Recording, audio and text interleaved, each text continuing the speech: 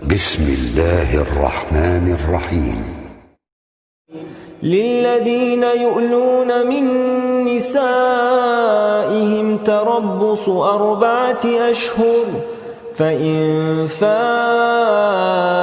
فإن الله غفور رحيم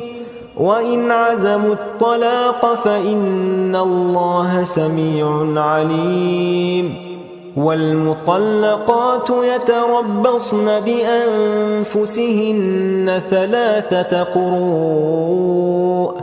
ولا يحل لهن أن يكتمن ما خلق الله في أرحامهن إن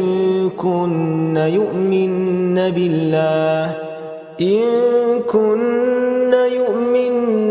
بالله واليوم الآخر وبعولتهن أحق بردهن في ذلك إن أرادوا إصلاحا ولهن مثل الذي عليهن بالمعروف وللرجال عليهن درجة والله عزيز حكيم. الطلاق 2 فإمساك بمعروف أو تسريح بإحسان ولا يحل لكم أن تأخذوا مما آتيتموهن شيئا إلا أن يخافا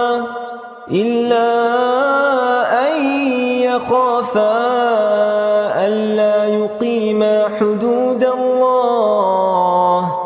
فإن خفتم ألا يقيما حدود الله فلا جناح عليهما فيما افتدت به تلك حدود الله فلا تعتدوها ومن يتعد حدود الله فأولئك هم الظالمون. فإن طلقها فلا تحل له من بعد حتى تنكح زوجا غيره فإن طلقها فلا جناح عليهما أن يتراجعا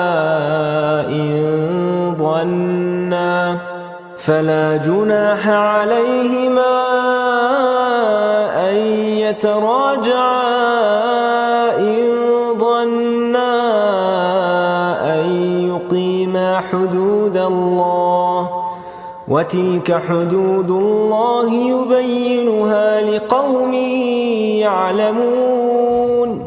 وإذا طلقتم النساء فبلغن أجلهن فأمسكوهن بمعروف أو سرحوهن بمعروف ولا تمسكوهن ضرارا لتعتدوا ومن يفعل ذلك فقد ظلم نفسه ولا تتخذوا آيات الله هزوا واذكروا نعمة الله عليكم وما أنزل عليكم من الكتاب والحكمة يعظكم به واتقوا الله واعلموا أن الله بكل شيء عليم.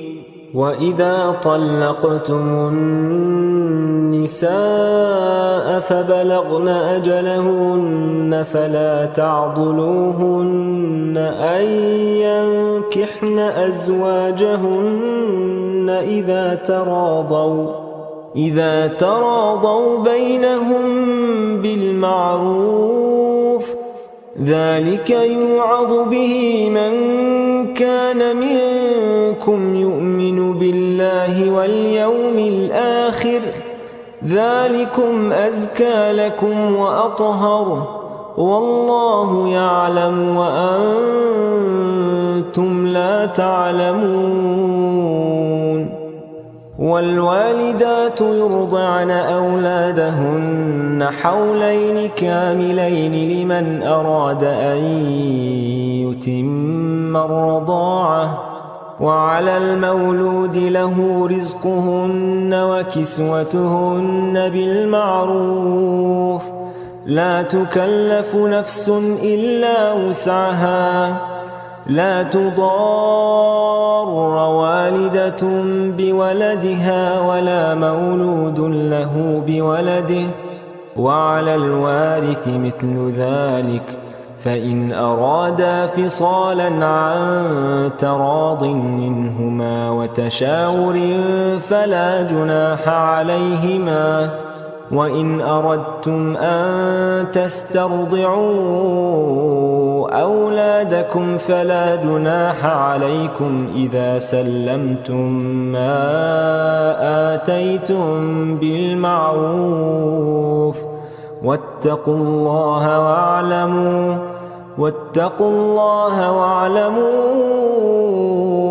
أن الله بما تعملون بصير والذين يتوفون منكم ويذرون أزواجا يتربصن بأنفسهن 4 أشهر وعشرا فإذا بلغن أجلهن فلا جناح عليكم فيما فعلن في أنفسهن بالمعروف والله بما تعملون خبير ولا جناح عليكم فيما عرضتم به من خطبة النساء أو أكننتم في أنفسكم علم الله أنكم ستذكرونهن ولكن لا تواعدوهن سرا إلا أن تقولوا قولا معروفا ولا تعزموا عقدة النكاح حتى يبلغ الكتاب أجله واعلموا أن الله يعلم ما في أنفسكم فاحذروه واعلموا أن الله غفور حليم لا جناح عليكم إن طلقتم النساء ما لم تمسوهن أو تفرضوا لهن فريضة ومتعوهن على الموسع قدره وعلى المقتر قدره متاعا بالمعروف حقا على المحسنين وإن طلقتموهن من قبل أن تمسوهن وقد فرضتم لهن فريضة فنصف ما فرضتم إلا أن يعفون أو يعفو الذي بيده عقدة النكاح وأن تعفوا أقرب للتقوى ولا تنسوا الفضل بينكم إن الله بما تعملون بصير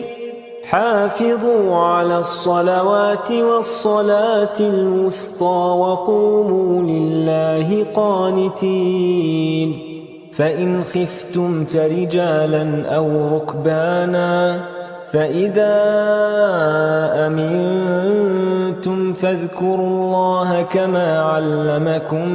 ما لم تكونوا تعلمون والذين يتوفون منكم ويذرون أزواجا وصية لأزواجهم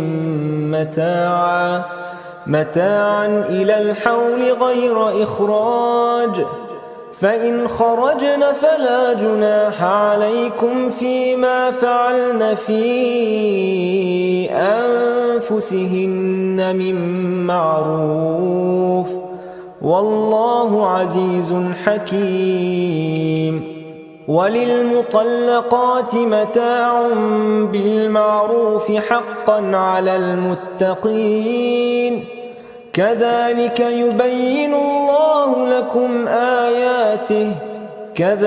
يبين الله لكم آياته لعلكم تعقلون